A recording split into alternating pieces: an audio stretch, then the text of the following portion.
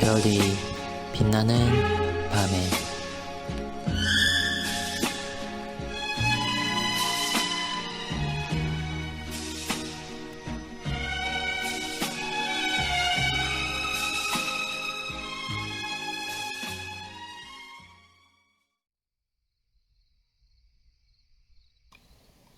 (87문) 우리가 부활에 관하여 무엇을 믿어야 합니까?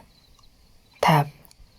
우리는 마지막 날에 의인이나 불의한 자를 불문하고 죽은 자들 모두가 부활할 것을 믿습니다. 그때 살아있는 사람들은 순식간에 변화될 것입니다. 그리고 무덤에 있는 죽은 자들의 몸은 그때 그리스도의 능력으로 일으킴을 받아 그들의 영혼과 다시 연합하여 영원히 있게 될 것입니다. 의인의 몸은 그리스도의 영에 의하여 그들의 머리 대신 그리스도의 부활을 힘입어 능력으로 영적이며 썩지 않은 영광스러운 몸으로 부활할 것입니다. 그러나 악인의 몸은 진노하신 심판주 되신 그리스도에 의하여 수치스러운 부활을 맞이하게 될 것입니다. 고린도전서 15장 51절에서 53절. 보라, 내가 너희에게 비밀을 말하노니 우리가 다 잠잘 것이 아니요 마지막 나팔의 순식간에 호련히 다 변화되리니 나팔 소리가 나매 죽은 자들이 썩지 아니할 것으로 다시 살아나고 우리도 변화되리라. 이 썩을 것이 반드시 썩지 아니할 것을 입겠고 이 죽을 것이 죽지 아니함을 입으리로다. 해설입니다. 약속은 아직 이루어지지 않은 어떤 일에 대한 신뢰, 소망을 기반으로 합니다. 만일 신뢰를 바탕으로 하지 않는다면 약속은 맺어질 수 없습니다. 그리고 약속이 맺어지지 않는다면 소망을 가질 수도 없습니다. 신뢰란 무엇일까요? 신뢰란 자기 혼자서 이룰 수 없는 것입니다. 약속이 그렇듯 신뢰 역시 쌍방이 존재합니다. 즉 신뢰의 대상이 있다는 말이며 약속 역시 대상이 전제되어 있습니다. 우리는 구약교회가 기나긴 세월 동안 약속하신 그리스도를 어떻게 기다려왔는지를 배웠습니다. 이제 성육신하셔서 구속의 사역을 마치시고 하늘보좌 우편에 계신 그리스도께서 마지막 날에 심판의 주님으로 오시리라 약속을 받은 신약교회가 기다릴 차례입니다.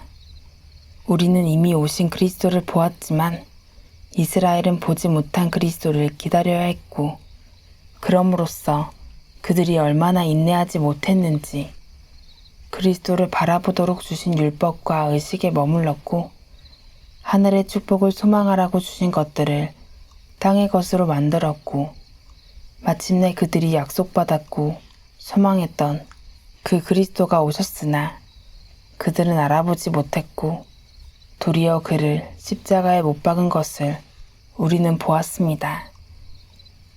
이러한 일들이 또다시 일어나지 않으리란 보장이 없습니다. 구약교회가 그리스도의 오심을 위해서 따로 해야 할 일이 있었던 것이 아닙니다. 다만 그들은 약속을 주신 하나님을 예배하고 섬기며 그의 율법에 순종하며 살아가는 하루가 그들이 신약을 준비하는 최선이었습니다. 마찬가지로 우리가 그리스도의 두 번째 오심을 위해서 해야 할 특별 과제가 따로 있지 않습니다. 우리에게 주신 약속의 소망을 붙들고 이제는 율법이 아닌 그리스도의 복음의 말씀을 통해 하나님을 예배하고 섬기며 그 뜻에 순종하는 하루를 보낼 수 있다면 그것이 마지막 날을 위한 최선일 뿐입니다. 부활규리는 우리가 그리스도의 두 번째 오시리란 약속에 대한 구체적인 신뢰와 소망의 근거입니다. 만일 그리스도께서 다시 오실 것을 믿노라 하면서도 부활신앙을 갖지 못하거나 아무런 관심이 없다면 그는 그리스도를 알지 못하는 사람입니다. 그리스도를 안다는 것은 그와 영원한 교제의 영광과 연합의 즐거움을 소망한다는 것입니다. 우리는 이스라엘의 실패를 기억해야 합니다. 그들은 하나님을 알았고 율법도 지켰고 메시아에 대한 소망도 가졌으나 참 믿음이 없으므로 그가 오셔서 하셔서 할 일들을 세상적인 것과 바꾸어 버렸습니다. 우리 역시 같은 전철을 밟을 수 있습니다. 우리가 받은 약속의 소망은 단지 이 험한 세상을 벗어나는 것이 아니고 이 삶의 고난과 시련과 아픔과 고통에서 해방되는 것도 아닙니다. 장차 그리스도께서 다시 오실 때 우리가 생생하게 부활한 몸, 영광스럽게 된 몸을 입고 그리스도와 영원토록 영광의 교제를 누리게 될 그 날을 소망하는 데 있습니다. 가는 내내 우리의 눈물과 기도와 수고와 헌신이 요구될 것입니다. 그날은 저절로 옵니다. 우리의 실패와 좌절과 나태와 불신앙과 미련함과 수많은 악한 세력의 방해에도 불구하고 하나님께서 정하신 그날은 당도할 것입니다.